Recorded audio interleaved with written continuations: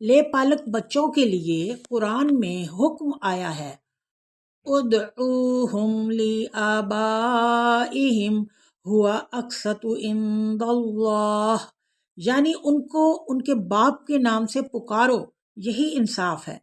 Blood relation نہ ہونے کی وجہ سے یہ آپ کی جائیداد کا وارث نہیں بن سکتا، اور اسی لیے بالغ ہونے پر نامحرم ہونے کی وجہ سے پردے کے شرعی حکم بھی لاگو ہو جاتے ہیں۔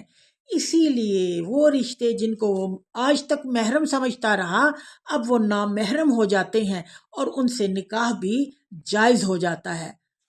دور جہالت میں اس مسئلے کو ختم کرنے کے لیے اللہ نے سورہ احزاب میں ایک جیتی جاگتی مثال قائم کی۔ حضرت زید بن حارثہ آپ صلی اللہ علیہ وآلہ وسلم کے منہ بولے بیٹے تھے۔ جب انہوں نے اپنی زوجہ کو طلاق دی تو آپ نے بحکم باری تعالیٰ ان کی زوجہ حضرت زینب سے نکاح کر لیا، اور اسی حکم کے بعد حضرت زید بن محمد کو زید بن حارثہ بھی کہا جانے لگا۔